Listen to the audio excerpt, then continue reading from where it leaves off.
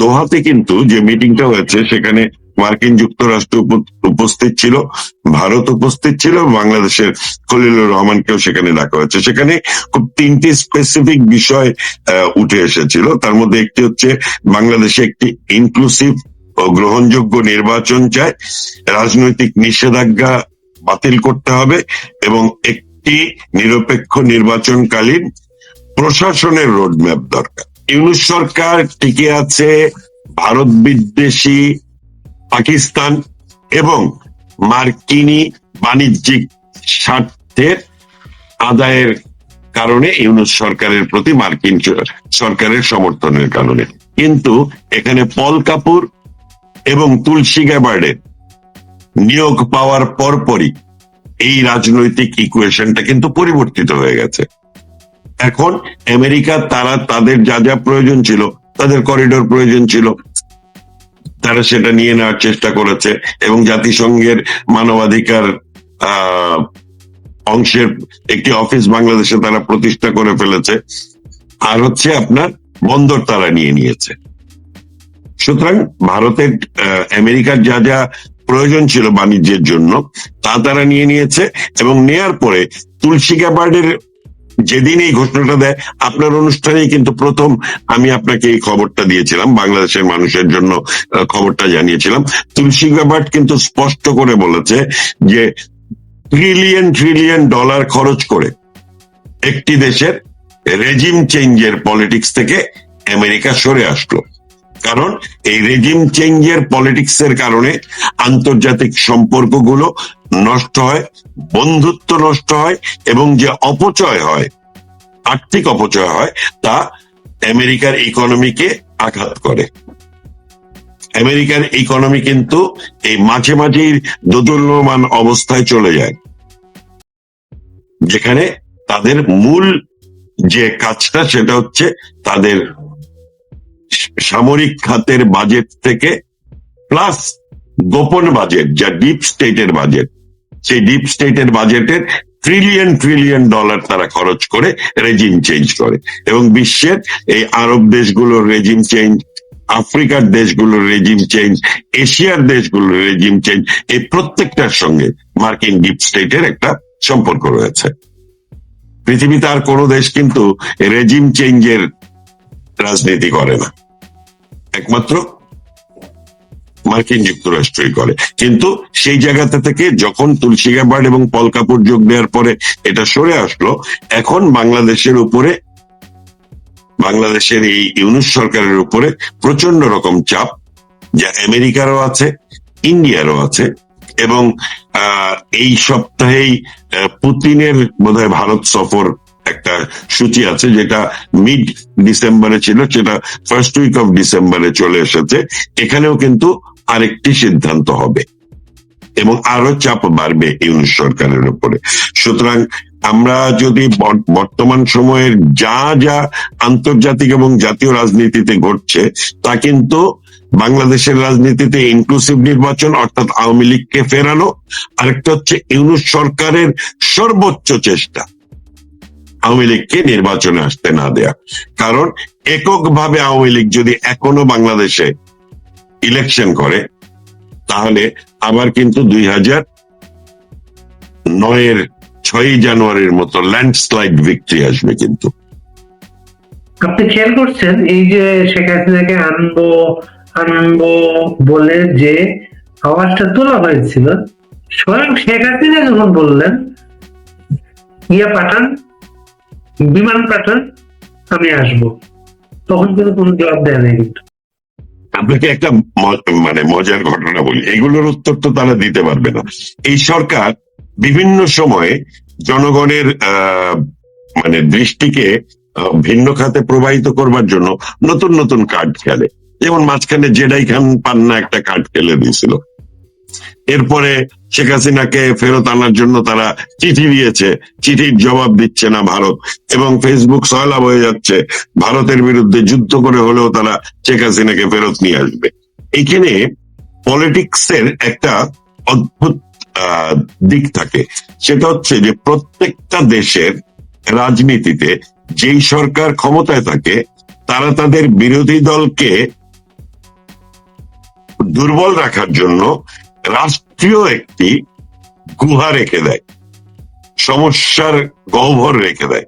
এই সমস্যার গহ্বরটাকে তখন তারা ঢাকনা খুলে দেয়, তখন জনগণ ওই আন্তর্জাতিক শত্রুর দিকে নজর চলে যায়।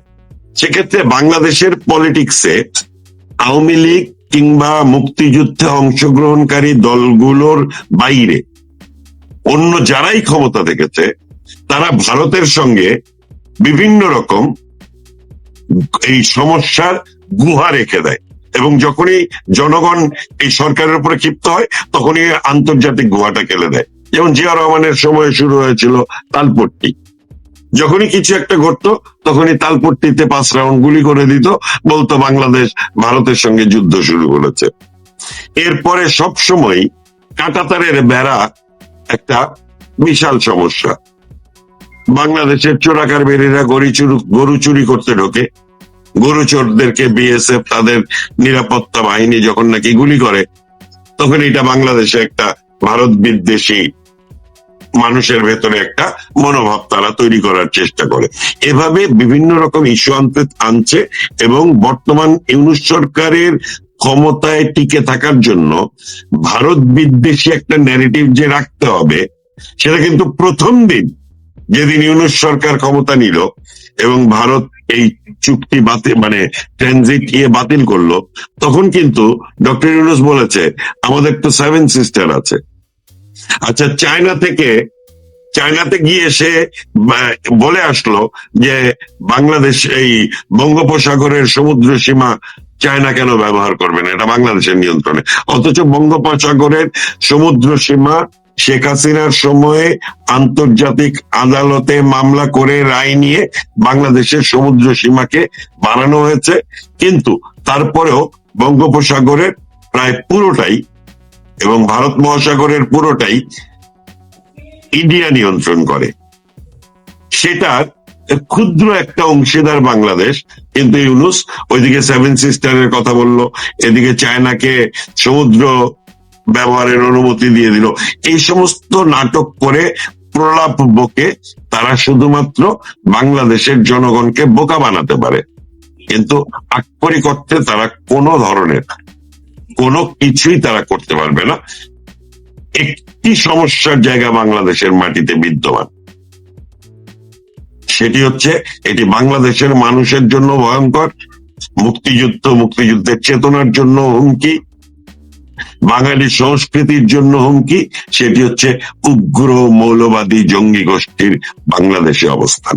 এবং শেখ হাসিনার সর্বোচ্চ সাফল্য আজ আন্তর্জাতিক রাজনীতির প্রেক্ষাপটে যদি কোনো কিছুতে থাকে, সেটা হয়েছিল হচ্ছে শেখ হাসিনা বাংলাদেশের মাটিকে উগ্র মৌলবাদী জঙ্গি গোষ্ঠীদের দাঁড়াতে দেয়নি। হোলি আর্টিজান থেকে শুরু হয়েছিল, সেটা তারা দমন করেছে, এবং বাংলাদেশের মাটিতে উগ্র মৌলবাদী জঙ্গি গোষ্ঠী যখনই দাঁড়ানোর চেষ্টা করেছে তখনই করেছে। এবং এখানে একটি সূত্র আপনাকে বলি, সেটি হচ্ছে যে বিডিআর হত্যাকাণ্ড নিয়ে যে তদন্তটা হয়েছিল, সে তদন্তে কারা কারা জড়িত সেটা বিভিন্নভাবে প্রমাণিত হয়েছে। কারণ বর্তমান যিনি স্বরাষ্ট্র উপদেষ্টা তিনি তদন্ত করেছেন, সেনাবাহিনীর পক্ষ থেকে অন্যান্য তদন্ত সংস্থাগুলো তদন্ত করেছে। এখানে যে সামরিক কর্মকর্তারা মারা গিয়েছিলেন, শহীদ হয়েছিলেন, সেই সামরিক কর্মকর্তাদের ভেতরে অত্যন্ত গুরুত্বপূর্ণ একটা নাম ছিল লেফটেন্যান্ট কর্নেল গুলজার। এই গুলজারটা কে? গুলজার কিন্তু র্যাবের দায়িত্বে ছিলেন, এবং বিএনপির সময়ই তো বাংলা ভাই এবং শায়েখ আব্দুর রহমানের উত্থান, হুজির উত্থান বাংলাদেশের মাটিতে বিএনপি জামাতের সময়, তাদের প্রশ্রয়ে। কারণ জামাত নেতা মতিউর রহমান নিজামী বলেছিল বাংলা ভাই মিডিয়ার সৃষ্টি, আর বিএনপির স্বরাষ্ট্র প্রতিমন্ত্রী বলেছিল উই আর লুকিং ফর শত্রুস। অথচ দিনে দুপুরে রাজশাহীতে মেরে লাশ ঝুলিয়ে রাখছিল বাংলা ভাই। সে বাংলা ভাই এবং শায়েখ আব্দুর রহমানকে গ্রেপ্তার করেছিল লেফটেন্যান্ট কর্নেল গুলজার, এবং সেটার প্রতিশোধ নেয়া। এবং শেখ হাসিনার সরকার মাত্র দায়িত্ব নিয়েছে এবং দায়িত্ব নেওয়ার পরপরই সবাই জানে যে শেখ হাসিনা বঙ্গবন্ধু হত্যার রায়, সাজাপ্রাপ্ত আসামিদের রায় কার্যকর করবে আর যুদ্ধাপরাধীদের বিচার করবে এবং সাজা নিশ্চিত করবে।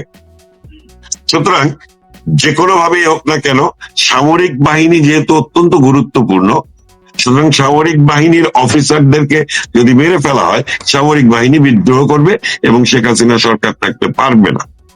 সেটি ছিল তাদের মূল পরিকল্পনা।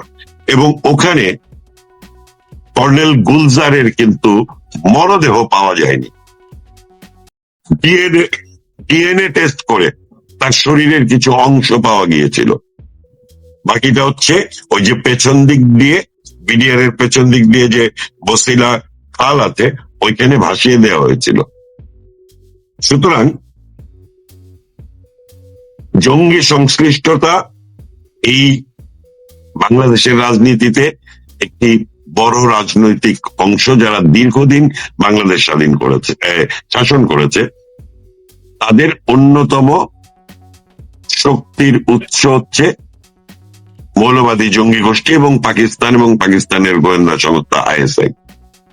এবং এখন যেসব সেনা কর্মকর্তাদের এই ট্রাইব্যুনালে বিচার করা হচ্ছে, তারা কিন্তু বিভিন্ন জঙ্গি দমন অভিযানের সাথে জড়িত ছিল। তারা প্রত্যেকে জঙ্গি দমন অপরাধের সাথে জড়িত।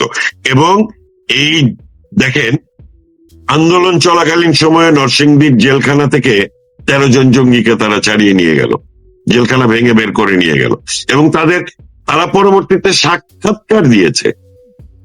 হোলি আর্টিজানের ঘটনায় যে সমস্ত তরুণরা জবাই করে, কুপিয়ে, গুলি করে 13 জন বিদেশি নাগরিককে মেরে ফেললো, সেই ঘটনাকে তারা বলা হচ্ছে কোমলমতি শিশুদেরকে জঙ্গি আখ্যা দিয়ে নাকি শেখ হাসিনার সরকার মেরে ফেলেছে।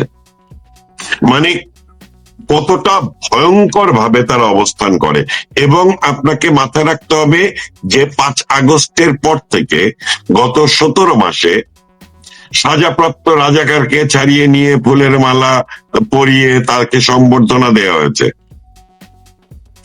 জঙ্গিদেরকে জেলখানা থেকে ছেড়ে দেওয়া হয়েছে, জঙ্গিরা প্রকাশ্যে হুমকি দিচ্ছে।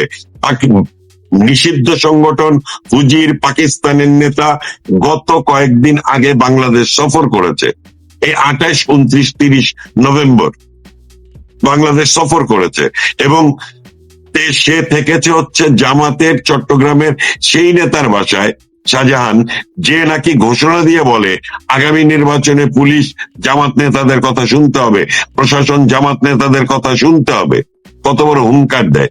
তার বাসায় এসে থেকে গেছে সেই হুজি নেতা।